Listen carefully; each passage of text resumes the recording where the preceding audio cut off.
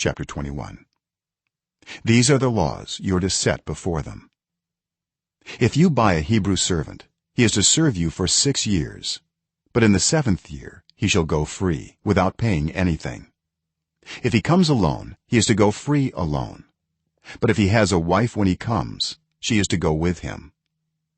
If his master gives him a wife and she bears him sons or daughters, the woman and her children shall belong to her master, and only the man shall go free.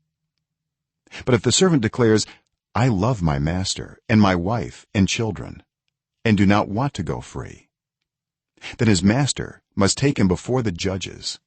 He shall take him to the door or the doorpost and pierce his ear with an awl.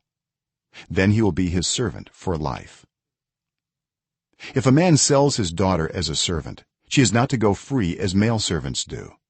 If she does not please the master who has selected her for himself, he must let her be redeemed. He has no right to sell her to foreigners, because he has broken faith with her.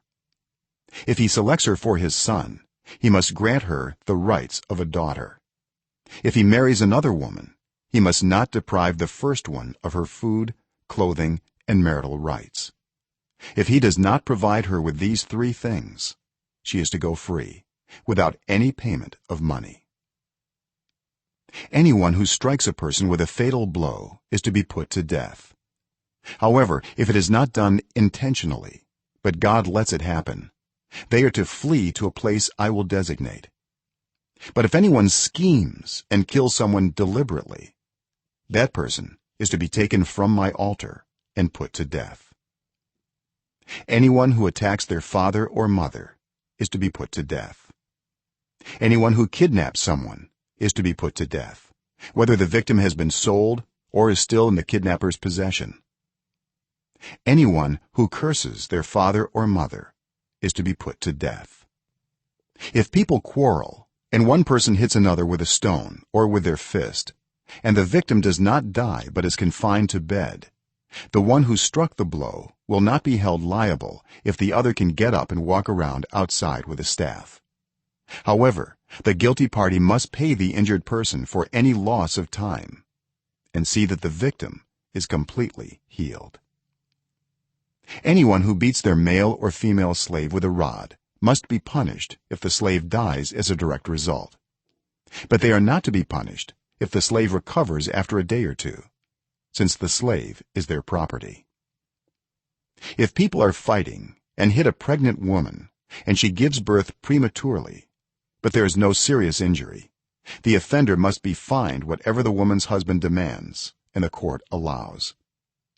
But if there is serious injury, you are to take life for life, eye for eye, tooth for tooth, hand for hand, foot for foot, burn for burn, wound for wound, bruise for bruise. An owner who hits a male or female slave in the eye and destroys it must let the slave go free to compensate for the eye.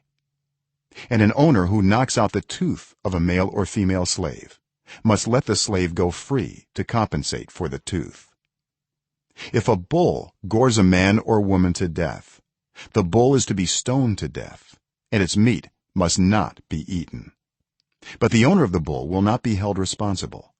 If, however, the bull has had the habit of goring and the owner has been warned but has not kept it penned up, and it kills a man or woman, the bull is to be stoned, and its owner also is to be put to death. However, if payment is demanded, the owner may redeem his life by the payment of whatever is demanded. This law also applies if the bull gores a son or daughter.